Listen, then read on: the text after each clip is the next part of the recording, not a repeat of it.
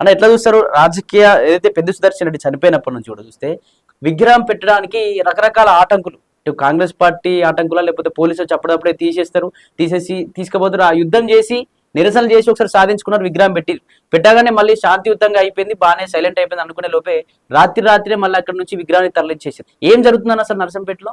తెలంగాణ రాష్ట్రంలో నిఖార్సైనటువంటి తెలంగాణ ఉద్యమకారుడు, తెలంగాణ రాష్ట్రం రావాలని తన చివరి శ్వాస వరకు కూడా పోరాటం చేసినటువంటి గొప్ప నాయకుల్లో పెద్ది గారు మాకు బాగా అత్యంత సన్నిహితులు. ఓకే.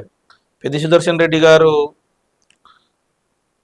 తెలంగాణ కొరకే తన ప్రాణాన్ని బలి ఇవ్వడానికి కూడా సిద్ధపడ్డాడు. ఏదైతే ఆనాడు కాంగ్రెస్ పార్టీ అధికారంలో ఉన్నప్పుడు వాళ్ళ యొక్క జులుంతో, పోలీసు జులుంతో ఆనాడు మా మీద లాఠీలు తూటాలు పేల్చే క్రమంలో ఆయన కన్ను కూడా పోయినటువంటి చరిత్ర ఆయనకుంది. ఓకే. దుర్మార్గంగా వ్యవహరిస్తున్నటువంటి రేవంత్ రెడ్డి గారి కాళ్ళ కింద భూకంపం వస్తుంది. తెలంగాణ వాదులు ఆయన చనిపోయిన తర్వాత జనాలు కదిలి రావడం గాని, తెలంగాణ రాష్ట్రంలో చర్చ జరగడం గాని, ఆ జనాలను చూసి ఇంకా తెలంగాణలో ఇంత ఈ రాజకీయ నాయకులపై ప్రజలకు ఇంత ప్రేమ ఉందా, నేనేదో లక్కీ లాటరీలో గెలిచినటువంటి ముఖ్యమంత్రి అని చెప్పేసి ఆనాడు ఆ జనాలను చూసి అర్థమైపోయింది. ఎందుకంటే అక్కడ ఒక సన్నాసి ఎమ్మెల్యే ఉన్నాడు, దొంతి మాధవరెడ్డి అని, మైండ్ దొబ్బింది ఆయనది. ఆయన దొంతి కాకుండా మైండ్ లేని మాధవరెడ్డి అని పేరు పెట్టుకుంటే బాగుంటుంది. తెలంగాణ ఉద్యమకారుడు, ఈ లోకాన్ని వదిలి వెళ్ళిపోయినటువంటి నాయకుడు, మాజీ శాసనసభ్యులు, సివిల్ సప్లైస్ కార్పొరేషన్ చైర్మన్ గా పనిచేసి నీతి నిజాయితీకి ఒక మారుపేరైనటువంటి నాయకుడి విగ్రహము ప్రైవేటు స్థలంలో ఉంది.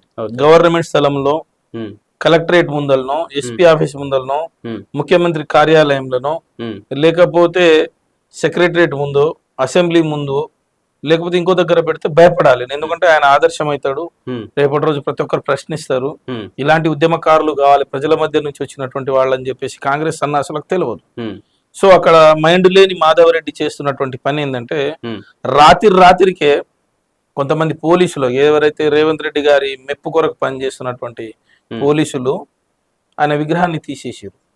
ఇది తెలంగాణ రాష్ట్రానికి, తెలంగాణ ఆకాంక్షకు, తెలంగాణలో ఉన్నటువంటి తెలంగాణ సోయి ఉన్న తెలంగాణ ప్రజలు ఈరోజు తెలంగాణ ఒక్క నర్సంపేటనే కాదు, తెలంగాణ మొత్తం కూడా ప్రశ్నిస్తుంది.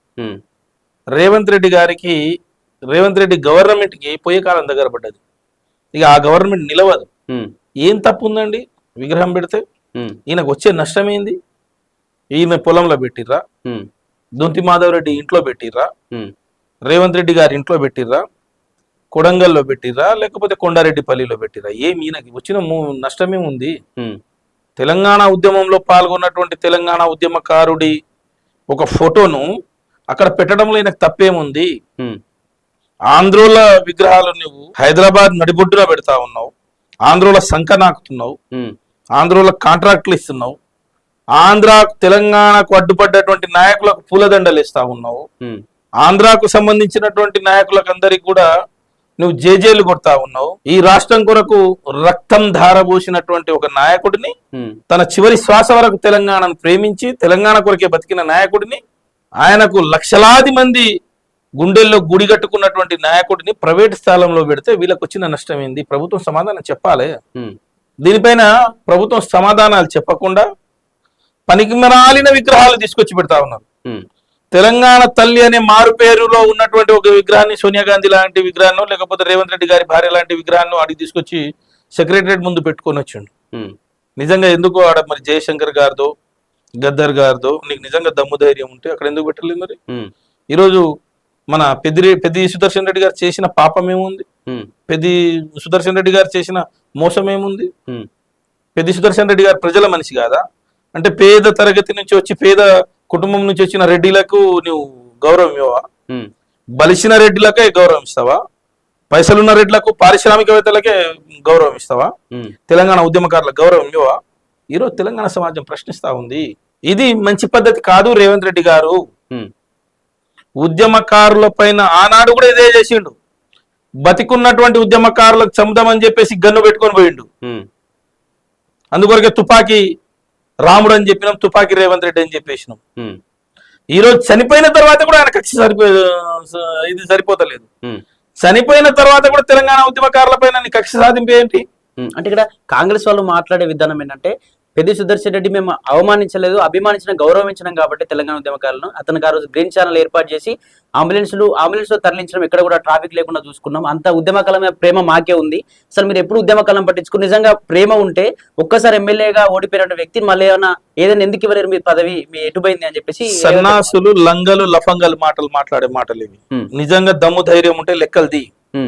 సిగ్గులేని రేవంత్ రెడ్డి గారు, లేకపోతే ఆ మంత్రులు ఎవరైతే పొంగులేటి ఉన్నారో, పొన్నం ప్రభాకర్ ఉన్నారో, లేకపోతే ఎవరైతే దాంట్లో ఉన్నటువంటి వాళ్లను, నిజంగా మీకు సిగ్గు శరం ఉంటే మీ కాంగ్రెస్ పార్టీలో మొన్న జరిగిన ఎలక్షన్ లో గాని దానికంటే ముందు జరిగిన ఎలక్షన్ లో తెలంగాణ ఉద్యమకారులకు ఎంతమందికి మీరు సీట్లు ఇచ్చిరు చెప్పే దమ్ముందా?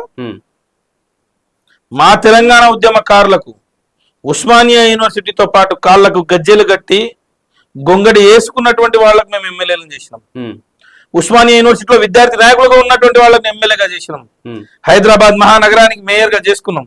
ఈరోజు బాల్కా సుమన్ గారికి ఎంపీ ఎమ్మెల్యేగా చేసినాం. గాదర్ కిషోర్ కుమార్ గారు ఈరోజు ఎమ్మెల్యేగా అయ్యిండు. బొంతు రామ్మోహన్ గారు విద్యార్థి నాయకుడిగా వచ్చినటువంటి ఉద్యమకారుడికి హైదరాబాద్ మేయర్ గా చేసినాం. రసమై బాలకిషన్ గారికి ఈరోజు మేము ఎమ్మెల్యేగా చేసుకున్నాం 2 సార్లు. కర్ణె ప్రభాకర్ గారికి ఎమ్మెల్సీ చేసుకున్నాం. ఇట్లా శ్రీనివాస్ గౌడ్ గారికి మంత్రిని చేసినాం, ఎమ్మెల్యే చేసి 2 సార్లు. నువ్వేం చేసినావో చెప్పు, ఎక్కడ ఉంది చెప్పు అంటున్నా. నిజంగా మీకు తెలంగాణ ఉద్యమకారుల పైన గౌరవం ఉంటే నీ పార్టీలో ఒక్కరికైనా చెప్పు. నిన్న మొన్న లింగు లిట్టుకోమని చెప్పేసి దేశాన్ని ద్రోహం చేసినటువంటి దానికి దయాకర్ గారికి మీరు ఇచ్చిరే తప్ప ఇంకెవరికి ఇచ్చిరు? మీరు ఎవరికి ఇచ్చిరు? మీరు ఏం చేసిరని మీరు అంటే మీరు చేసింది ద్రోహం. తెలంగాణ ఉద్యమానికి చేసిందే ద్రోహం. 1969లో కాల్చి చంపిరు 369 మందిని. ఇప్పుడు మీరు కాల్చి చంపిరు 1500 మందిని. మీ నిర్వాహకం వల్లనే కదా తెలంగాణ రాష్ట్రానికి అన్యాయం జరిగింది. మీ పాలన వద్దురా నాయన అని చెప్పే కదా మేము తెలంగాణ రాష్ట్రాన్ని తెచ్చుకుంది.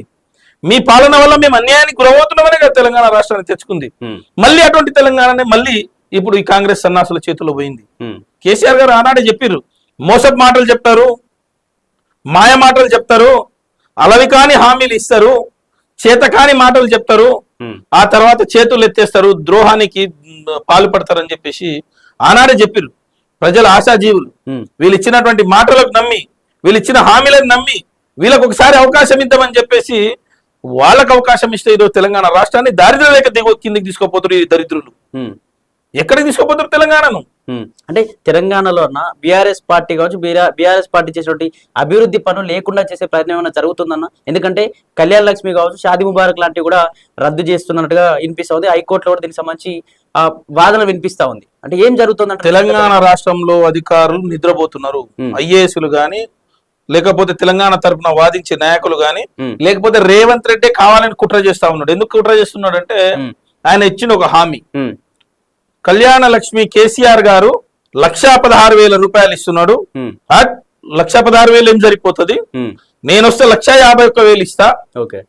వాళ్ళ ఎలక్షన్ హామీలో గొప్పగా చెప్పారు. 1,51,000తో పాటు తులం బంగారం ఇస్తా, మీ ఇంటి ఆడబిడ్డ, మీ ఇంటి బిడ్డగా, మేనమామగా, మీ ఇంటి కొడుకుగా అన్ని రకాలుగా నేను దగ్గరుండి చూసుకుంటా అని చెప్పేసి ఆనాడు పిసిసి అధ్యక్షుడి హోదాలో రేవంత్ రెడ్డి గారు చెప్పినటువంటి మాటలు ఇవి. ప్రజలు అడుగుతా ఉన్నారు, అయ్యా ఈ 3.5 సంవత్సర కాలంలో 4.5 లక్షల పెళ్లిలైనాయి, 4.5 లక్షల తులాల బంగారం అప్పున్నాడు రేవంత్ రెడ్డి గారు. 4.5 లక్షల తులాల బంగారం ఇవ్వాలి కదా అని అడిగితే, కొడుకులారా మాకు 4.5 లక్షల తులాల బంగారం అడుగుతారా అని చెప్పేసి, అసలు 4.5 లక్షలే కాదు, ఆ కళ్యాణ లక్ష్మి షాదీ ముబారక్ లేకుండా చేసేస్తానని అడ్రస్ లేకుండా చేసిండు. దీంట్లో కుట్ర కాదా ఇది? నిజంగా ఒకవేళ కోర్టులో కేసు ఉంటే కౌంటర్ ఎందుకు వేయలేదు? ఏం గడ్డి బిక్తున్నారు మీరు గాని, అధికారులు గాని ఏం చేస్తా ఉన్నారా? ఏజీలు హైకోర్టులో ప్రభుత్వం తరఫున వాదించాల్సినటువంటి అడ్వకేట్లు ఏం చేస్తా ఉన్నారు? ఇవి రేవంత్ రెడ్డి గారి డైరెక్షన్ ఉండడం వల్లనే అధికారులు గాని, అక్కడ ఉన్నటువంటి అడ్వకేట్లు గాని వాళ్ళు కిమ్మనకుండా ఉన్నారు. లేకపోతే తెలంగాణకు ఒక గొప్ప కళ్యాణ లక్ష్మి ఇస్తామని చెప్పేసి కేసీఆర్ గారు ఎలక్షన్ మేనిఫెస్టోలో పెట్టి అది ఓట్లు అడగలేదు. రైతు బంధు ఇస్తా అని చెప్పేసి కేసీఆర్ గారు ఎలక్షన్ మేనిఫెస్టో పెట్టి ఓట్లు అడగలేదు.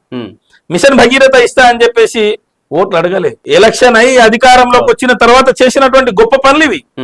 ఆనాడు ఏ ఎలక్షన్స్ లేవు. ప్రతి గూడెంకు, ప్రతి తాండాకు, ప్రతి అడవిలో ఉన్నటువంటి ఇల్లుకు కూడా నీళ్లు ఇచ్చినటువంటి ఘనత. ఎక్కడ పేదవాడి పెళ్ళైతే కూడా ₹1,00,000 వాళ్ళకి ఇంటికి వెళ్ళినటువంటి చరిత్ర కేసీఆర్ గారు. ఏ ఇంట్లో పెళ్లి జరిగిన, పేదవాడి ఇంట్లో పెళ్లి జరిగిన మేనమామగా దగ్గరుండి చేపించినటువంటి చరిత్ర కేసీఆర్ గారిది. ఈ సన్నాసులు ఏం చేశారండి? అంటే కేసీఆర్ ఆనవాళ్ళు లేకుండా చేసే ప్రయత్నం జరుగుతుంది అనుకోవచ్చు. అదే కదా చెప్తున్నాం. కేసీఆర్ ఆనవాళ్ళు తుడిచిపెట్టడానికి ప్రయత్నం చేస్తే ప్రజలు తిరగబడతారు.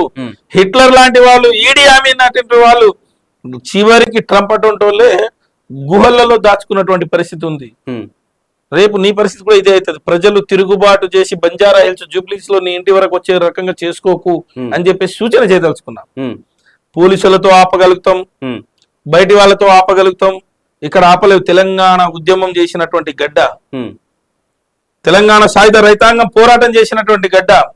బండెనక బండి గట్టి 16 బండ్లు గట్టి ఏ బండ్లా వస్తావు కొడుకు నైజాము సర్కలోడా అని చెప్పేసి వెంటపడి తరిమిన చరిత్ర ఇది. ఢిల్లీ గులాం బాసులను పార్లమెంటు మీద వాళ్ళకు మెడలు కిందికి వంచి తెలంగాణ రాష్ట్రాన్ని తెచ్చుకున్నటువంటి రాష్ట్రం ఇది. రేవంత్ రెడ్డి నువ్వెంత అంటున్నాం. ప్రజలకు మోసం చేస్తే తెలంగాణ సమాజం ఆగదు, తెలంగాణ సమాజం మూకోదు, తెలంగాణ సమాజం ప్రశ్నిస్తుంది, తెలంగాణ సమాజం పోరాడుతుంది. నువ్వు ప్రతి ఒక్కటి బంద్ చేసుకుంటా పోతున్నాడు. అంటే కేసీఆర్ గారి దూరదృష్టి ఏముంటున్నాయంటే తెలంగాణ రాష్ట్రం సుభిక్షంగా ఉండాలి, తెలంగాణ రాష్ట్రంలో ఉన్నటువంటి ప్రతి పౌరుడు ఆత్మగౌరవంతో బతకాలి, తెలంగాణలో ఉన్నటువంటి ప్రతి రైతు కూడా తన పొలాలు పచ్చబడాలి, తెలంగాణలో ఉన్నటువంటి ఉద్యోగి ఆత్మగౌరవంగా భారతదేశంలో గొప్ప జీతంగా వస్తున్నటువంటి ఉద్యోగిగా ఉండాలి, తెలంగాణ ఉన్నటువంటి రాజకీయ నాయకుడు కూడా ఒక గొప్ప పని చేసినటువంటి వాడుగా ఉండాలి, తెలంగాణలో ఉన్నటువంటి పేదలకు తెలంగాణ సంక్షేమ ఫలాలు అందాలని చెప్పేసి కేసీఆర్ గారు ఒక గొప్ప సంకల్పంతో చేసినటువంటి పనిని ఈ రోజు తూడ్చుతాం, మేము తీసేస్తాం, ఆనవాళ్ళు లేకుండా చేస్తాం. నువ్వేం చేస్తావు రేవంత్ రెడ్డి? నీకున్నది ఇంకొక సంవత్సరమే. కౌంట్ డౌన్ స్టార్ట్ అయింది, రాసి పెట్టుకో. ఈ రోజు నీ ఎమ్మెల్యేలే నీ మీద తిరగబడతా ఉన్నారు. ఒకవైపు రాజగోపాల్ రెడ్డి తిరగబడ్డాడు, ఇంకోవైపు నీకు వనపర్తి చిన్నారెడ్డి తిరగబడ్డాడు, ఇంకోవైపు జీవన్ రెడ్డి తిరగబడే బయటకు వచ్చిండు, ఇంకోవైపు పోచారం శ్రీనివాస్ రెడ్డి ఆయన కూడా బయటపడుతున్నాడు. రోజు రోజు నిన్ననే కోమటిరెడ్డి వెంకటరెడ్డి చెప్పిండు నీ సంగతి చూస్తామని. రోజు రోజు నీ యొక్క గ్రాఫ్ కిందికి పడిపోతా ఉంది. కనీసం ప్రజలకు మంచి చేసి చరిత్ర పుటలో ఉండు, లేకపోతే భవిష్యత్తు కాలంలో నిజంగా మేము రేపు అధికారంలోకి వస్తే పాఠ్యాంశాల్లో చేర్చాల్సి వస్తుంది. నీచమైన ముఖ్యమంత్రి, హీనమైన ముఖ్యమంత్రి, తెలంగాణ ప్రజల పాలిట హైడ్రా లాంటి తీసుకొచ్చి ఘోరంగా హింసించిన హిట్లర్ లాంటి వ్యక్తి, ఇలాంటి వ్యక్తి రాజకీయ నాయకులలో ఉండకూడదు. ఇగో ఇదే ఆయన పేరు రేవంత్ రెడ్డి, ఇలాంటి వ్యక్తి ఉండకూడదని పాఠ్యాంశాల్లో పెట్టాల్సినటువంటి పరిస్థితి రేవంత్ రెడ్డి గారు తెచ్చుకోకూడదు. ఎక్కడ పోయినా అవమానం, ఎక్కడ పోయినా అన్యాయం. అంకుల్ నేను 2వ తరగతి చదువుతున్నా, మొదటి క్లాస్ చదువుతున్నా, నర్సరీ చదువుతున్నా, నా బొమ్మలు ఉన్నాయి, నా బుక్కులు ఉన్నాయి, నేను తీసుకొని వస్తా ఇంట్లోకి వెళ్ళంటే తేనీయలేని దుర్మార్గుడు, హైడ్రా పెట్టి ఇల్లు కూలగొట్టిన దుర్మార్గుడు రేవంత్ రెడ్డి కాదా? ఈ రోజు కాళేశ్వరం ఉంటే ఎల్నినో, ఇప్పుడు భారతదేశము ప్రపంచం మొత్తం కూడా వర్షాలు లేకుండా బాధపడుతున్నటువంటి ఈ తరుణంలో, ఇలాంటి తరుణంలో కూడా తెలంగాణ ప్రాంతం ఉన్నటువంటి ఆ పొలాలు ఏవైతే ఉన్నాయో, పాడుబడ్డ భూములు ఏవైతే ఉన్నాయో దాంట్లో కూడా పచ్చగా చేసుకునే అవకాశం ఉండే. ఆ రిజర్వేర్లను నింపుకుంటే నీళ్లు ఎలాంటి సందర్భంలోనైనా నీళ్లు వదులుకునే అవకాశం ఉండే. కానీ కావాలని కేసీఆర్ గారి పైన కక్షతోటే ఈ రోజు కాళేశ్వరం ఎండబెట్టిండు. ఈ రోజు పంటలు ఆగిపోయే ప్రమాదం కనిపిస్తా ఉంది. రైతు కళ్ళల్లో రక్తం వస్తా ఉంది. ఈయనకు సిగ్గు లేదు, బుద్ధి లేదు. ఎంతసేపు ఉదయం నుంచి రాత్రి దాకా లేచున్నప్పుడు, ఉదయం నుంచి రాత్రి దాకా చంద్రశేఖరరావు గారే, పడుకున్నప్పుడు కళలో కూడా ఆయన చంద్రశేఖరరావు గారు, హరీష్ రావు గారు, కేటీఆర్ గారే, లేస్తే కేసీఆర్ గారు, హరీష్ రావు గారు, కేటీఆర్ గారే, పడుకుంటే ఆయనకు భయం పట్టుకున్నది. వీళ్ళు లేకుండా ఇగో నేను సొంతంగా చేసిన పని ఇది అని చెప్పుకోవడంలో ఒక్కటి కూడా లేదు. ఈ 3.5 ఏళ్లలో ఒక్క కొత్త ప్రాజెక్ట్ కట్టలే, ఒక్క కొత్త స్కూల్ కంప్లీట్ చేయాలి, ఒక్క కొత్త కాలేజ్ కంప్లీట్ చేయాలి, ఒక్క మెడికల్ కాలేజ్ కంప్లీట్ చేయాలి, ఒక్క నూతన రోడ్డు వేయలే. ఏది అంటే ఒక రైతులకు ఆయన ఇస్తా అన్నటువంటి హామీలు ఏవి కూడా ఇవ్వలే. రైతు బంధును కుదించిండు, కౌలు రైతులకు ఇస్తా అన్నది ఇయ్యలేదు. ప్రతి ఏ రంగంలో తీసుకున్నా అన్నిట్లో కూడా ఫెయిల్. తెలంగాణ రాష్ట్రంలో కనీసం చివరికి ఆయన ఏదైతే నిర్వహిస్తున్నటువంటి శాఖలు ఉన్నాయో, విద్యాశాఖ, హోంశాఖ అన్ని కూడా అట్టర్లీ ఫ్లాప్. అంటే మీ ప్రభుత్వంలో ఇచ్చిన ఏదైతే రైతు బంధు, రైతు బీమా క్లోజ్ అయిపోయినా ఏం కూడా ఇప్పుడు దీనికి సంబంధించి ప్రజల్లోకి వెళ్ళట్లేదు. కానీ ఇప్పుడు రైతు బీమా ప్లేస్ లో ఇందిరమ్మ బీమా అని చెప్పేసి నవంబర్ 19 నుంచి ఇందిరాగాంధీ పుట్టినరోజు సందర్భంగా ఇవ్వబోతా అని చెప్పేసి పెద్ద ఎత్తున నిన్న మాట్లాడండి రేవంత్ రెడ్డి. సాధ్యమే అంటారా మరి? ఇస్తారా? రేవంత్ రెడ్డి గారు అలా ఇది ఒకటే కాదు మాట్లాడింది, అలాంటి చాలా మాట్లాడిండు. నేనేమంటున్నా, రేవంత్ రెడ్డి గారు నేను అది ఇస్తా, నేను ఇది ఇస్తా, 2 లక్షల ఉద్యోగాలు ఇస్తా సంవత్సర కాలంలోనే, నేను స్కూటీలు ఇస్తా చదువుకున్న అమ్మాయిలను, ఒకవేళ గిరిజనుల ప్రాంతాలు అయితే ఎస్సీలు ఎస్టీలు అయితే ఒక డిక్లరేషన్ చేసేసి ఓ 10th పాస్ అయితే 10,000, ఇంటర్ పాస్ అయితే 12,000, డిగ్రీ పాస్ అయితే 15,000, పీజీ పాస్ అయితే 1,00,000, పిహెచ్డి చేస్తే 5 లక్షలు అన్నాడు. ఇచ్చిండా? ఇచ్చి ఆ హామీలు ఇచ్చి 5 ఏళ్ళు అయింది. హామీ కాదు, అది ఎలక్షన్ మేనిఫెస్టో అధికారికంగా పెట్టిండు. తులం బంగారం ఇస్తామన్నాడు, పెట్టిండా? ఇచ్చిండా? అదే విధంగా ప్రతి అమ్మాయికి స్కూటీలు ఇస్తా అని అన్నాడు, ఇచ్చిండా? ప్రతి ఊర్లలో హాస్పిటల్ పెడతా అన్నాడు, పెట్టిండా? ప్రతి మండలంలో విద్యా కేంద్రాలు పెడతా అన్నాడు, పెట్టిండా? 2 లక్షల ఉద్యోగాలు బ్రహ్మాండంగా ఇస్తా అన్నాడు, ఇచ్చిండా? రేపు ఇదే రైతు బీమా, కౌలు రైతులకు కూడా నేను రైతు బంధు ఇస్తా అన్నాడు, ఇచ్చిండా? ఓనర్ కి ఇస్తా, భూమి పట్టేదారికి ఇస్తా, కౌలు ఉన్న వాళ్ళకి ఇస్తా, రైతు కూలికి కూడా ఇస్తా అన్నాడు. ఈ సిగ్గులేను మరి ఇచ్చిరా? బాండ్ పేపర్ రాసి ఇచ్చిరు, ఇచ్చిరా? ఇది అంతే. రైతు బంధు ఎందుకు బంద్ అవుతుందండి? రైతు బీమా ఎందుకు బంద్ అవుతుంది? రైతు ఎలాంటి కారణాలు, కేసీఆర్ గారు ఉన్నప్పుడు రైతు ఎలాంటి కారణాలతో చనిపోయినా, ఏ కారణమై ఉండొచ్చు, ఏ కారణంతో అయినా ఉండొచ్చు, ఆ ఇంట్లో ఆ దుఃఖం ఉండగానే ఆ ఇంటికి పెద్ద దిక్కుగా, ఆ ఇంటికి ఆర్థిక అవసరాల కొరకు, ఆ ఇంటికి ఆర్థిక భరోసా కొరకు 5 లక్షల రూపాయలు ఎలాంటి ఎవరి ప్రమేయం లేకుండా, దళారుల ప్రమేయం లేకుండా, రాజకీయ నాయకుల ప్రమేయం లేకుండా, అధికారుల ప్రమేయం లేకుండా సొంతంగా తన అకౌంట్ లో పడేది, సొంతంగా డైరెక్ట్. లేకపోతే ఇలాంటి దొంగలు వచ్చి నేను నీకు 5 లక్షలు ఇస్తున్నాను, ఒకటి 10,000, ఒకటి 20,000, 50,000 తీసుకొచ్చే దొంగలు వచ్చారు ఇప్పుడు అధికారంలో. అలాంటివి ఎక్కడా లేకుండా ఒక గొప్ప సిస్టాన్ని పెట్టిండు కేసీఆర్ గారు. ఇప్పుడు మేము ఇవ్వబోతున్నాం నవంబర్ 19 నుంచి అని చెప్పి రేవంత్ రెడ్డి మాట్లాడుతున్నారు. 5 లక్షలు దాదాపు 4,000 కోట్లు ఖర్చు అవుతున్నాడు దీనికి. మొదటి నుంచి ఎందుకు పెట్టలే మరి? అటువంటిది ఉంటే ఈ పోయిన దానికి ఎందుకు ఇయ్యలే? ఇప్పుడు ఉన్నదానికి ఇయ్యమని చెప్పండి, 15,000 ముందు ఇయ్యమని చెప్పండి. ఇప్పుడు వద్దన్నాడు ఎవరు అంటున్నా? నువ్వు ఇస్తా అంటే వద్దన్నోడు ఎవడు? వద్దన్నమా మేమేమన్నా? నువ్వు 15,000 రైతు బంధు ఇస్తా అంటే మేము వద్దన్నమా? ఎందుకు ఇస్తలేవు మరి? చెప్పి 3.5 ఏళ్ళు అయింది కదా. రైతు బీమా కూడా 3.5 ఏళ్ళు అయింది కదా. స్కూటీలు 3.5 ఏళ్ళు అయింది కదా. జాబులు 3.5 ఏళ్ళు అయింది కదా. నువ్వు ఏది ఇస్తా అన్నాగా 3.5 ఏళ్లలో నువ్వేం చేయలేదు. ఇప్పుడు రేపు ఏమి ఇస్తావు? వద్దనేటోడు ఎవడు?